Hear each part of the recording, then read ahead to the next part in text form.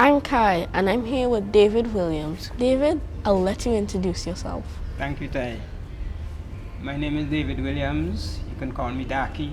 I am head of the Garifuna Heritage Foundation of St. Vincent, and we aim primarily to reclaim and to retrieve the culture of the Garifuna people who were exiled from St. Vincent many, many years ago. What is a Garifuna? Now, the history teaches us that a Garifuna person is a mixture of African and Amerindian. Those kinds of intermarriages took place in the Caribbean among the people we commonly call Caribs.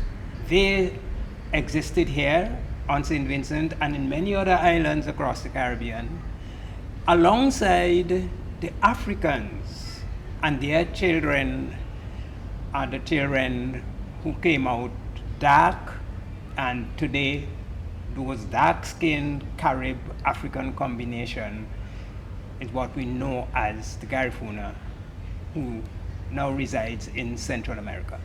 Is there a difference between Garifuna and Kalinago people in the Caribbean?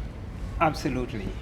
Garifuna are more African in their outlook, in their physical outlook, whereas Kalinago are those people who we commonly refer to as Caribs across the Caribbean, and they are fair-skinned, just like the Latinos that we see in North America who have migrated from South America, the same ethnicity, same look, as opposed to Garifuna who are dark African in physical outlook. So we're talking about the history of the Garifuna people.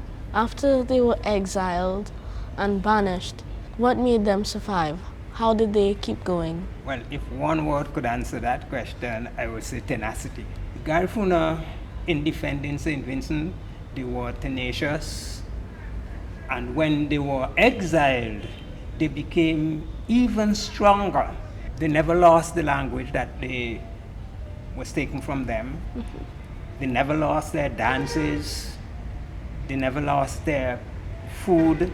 Even when they were being taken into exile, they had the cassava plants. All the things that was needed for their survival, they found a way of taking them on this exile, this trip of exile that they made from St. Vincent to Latin America, where they now live. And those attributes have survived, and it takes tenacity. Do you think that young people today still have that same fire?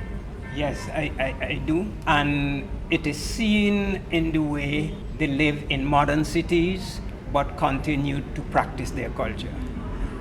It says to me that even though Garifuna as a nation does not have a land, they do not have a country that they could call their country, they stick to St. Vincent as the ancestral homeland.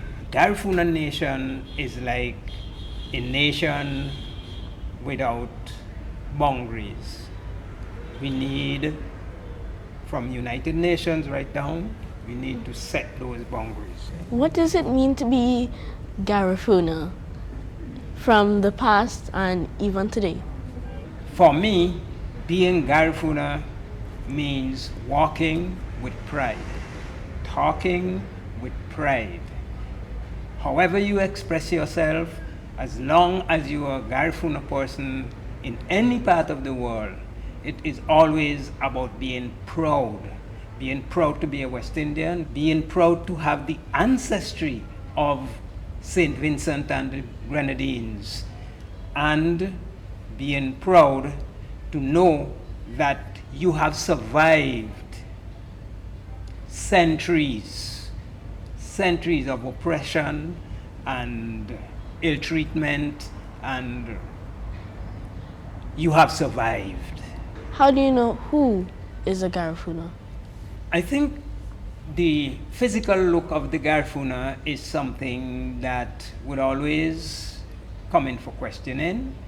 But a person know that they are Garifuna because of their beliefs. Many West Indian people are of African descent, and African people look like African people. So there is no specific physical markings to identify Garifuna. But if you as an individual in your heart accept and feel committed to projecting the survival and the culture of Garifuna, if that is genuine and honest in your heart, then you can consider yourself a Garifuna. And that is my perspective. Maybe there are other persons who may have a different perspective, but for me, that's what makes you Garifuna. Well, I heard you mention Yirumi. Who is that? Yurume is actually not a who, but a what. And Yurume is the name of Saint Vincent that the Garifuna people gave to this island before the Europeans came, before they were sent into to exile. They were not living in Saint Vincent, they were living in Yurume. Yurume is spelled Yurumein. Its meaning has to do with colors, lovely colors. Basically, that's what Yurume is. It's the name of the island of Saint Vincent. How did the language survive? Garifuna people are very strong on their oral history. Because of that, the language has always been used when they went to Latin America, when they were taken to Latin America as part of that banishment. They continued to communicate with each other through the Garifuna language. Of course, they moved from an English-speaking country to a Spanish-speaking environment. And so the modern language is influenced by Spanish and the Spanish culture to some extent. But to a great extent, it is the oral tradition of Garifuna. Whether you live in Honduras, whether you live in Guatemala, the common language has always been a part of their survival. And that is what accounts for today, the language being almost 100% original, according to experts. You may be born of Garifuna parents, in New York, not in Central America, in New York. The practice there is, at home, you speak the language. At school or on the basketball courts and so on, where everybody else is speaking the American language, you also speak the American language. So automatically you're learning a second language by speaking Garifuna when you get home, and by speaking the other language when you're out there among your friends and so on. Yeah, that is one very good example of how the language has survived. Could I hear a phrase? I could give you a greeting. Like a lot of other people, the language to me is pretty difficult, but you pick up words here and there. I could greet you in the language by taking one of the simple greetings, Buiti Binafi, meaning good morning. Buiti Binafi, good morning. Here we go. You want to try that? Buiti Binafi. That means good morning. Thank you for being here with us.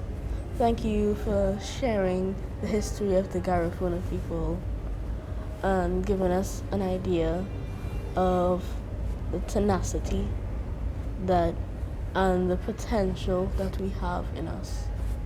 Thank you very much. It has been a pleasure for me, Um, it's a pity that the history of the Garifuna is not clearer, but I think as the years go by, other persons like yourself would come along and get another perspective, and that the survival and the continued brilliance and tenacity of the Garifuna people will continue to show and make the Caribbean a much more decent place to live in than it is now. Thank you for giving me this opportunity. Thank you for being here with us. Thank you for sharing the history of the Garifuna people and giving us an idea of the tenacity that and the potential that we have in us. Thank you very much. It has been a pleasure for me. It's a pity that the history of the Garifuna is not clearer, but I think as the years go by, other persons like yourself would come along and get another perspective, and that the survival and the continued brilliance and tenacity of the Garifuna people will continue to show and make the Caribbean a much more decent place to live in than it is now. Thank you for giving me this opportunity.